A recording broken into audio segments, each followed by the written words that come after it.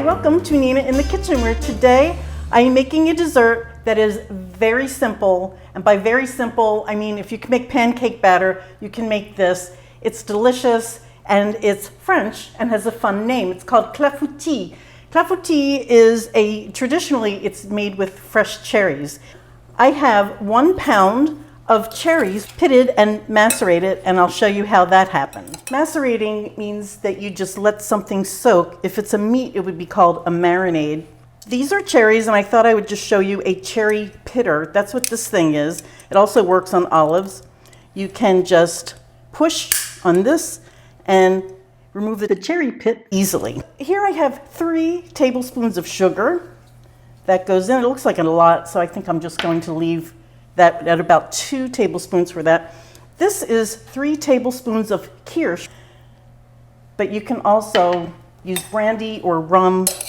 And then you just toss this and you set it aside. This can be done up to 24 hours ahead of making the Clafoutti. Here are 3 large eggs, adding 3/4 of a cup of sugar, that's 170 grams.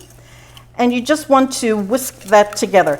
You can do that in a food processor, but it's so easy that I'm actually doing this. And I'm using a balloon whisk just to get a little more volume out of this thing. There's no baking powder in it or anything, so I'm just going to fluff it up a little bit.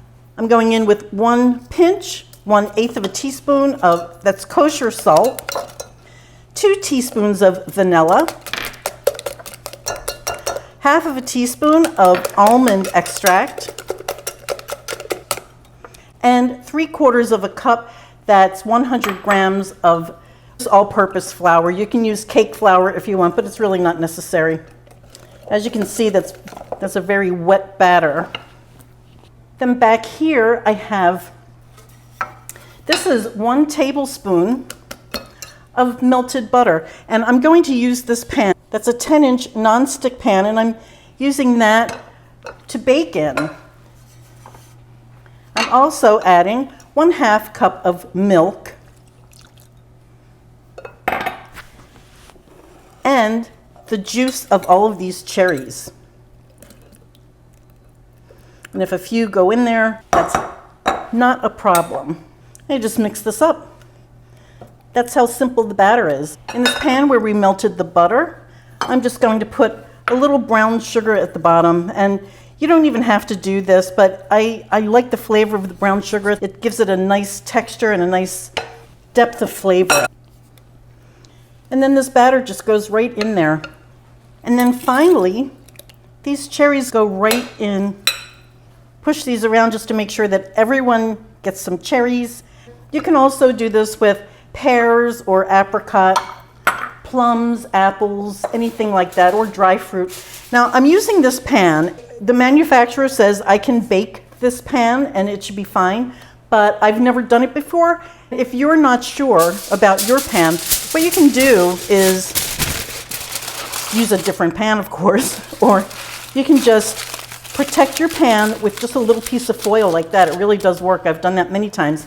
This goes into a 350-degree oven, that's 175 Celsius, for 35 to 40 minutes. This is Clafoutti. I think it's just beautiful. It's homespun, rustic, and like any cake, you take a little toothpick. As you can see, there's nothing clinging to this. If you have some moist crumbs, that's perfect, but I love the way it puffs up. It will collapse on itself. I'm going to let it rest for about 10 minutes. And when it's not hot but warm, we can cut into it, and I'll show you what that looks like in just a few minutes. This is still warm. It's nice to finish it with a little whipped cream or ice cream. This is such a great dessert, and as you saw, it went together in just minutes. As I've said, you can make this with many other fruits, but there's something about the cherry. And remember, I put Kirsch in this as well, so that's an option. You don't have to use Kirsch or rum or anything, but wow, what a great flavor. There's also that hint of vanilla, and then the almond extract. Almonds and cherries go together so beautifully. I hope you try this. Let me know if you do. Thank you so much for watching. Bye, guys.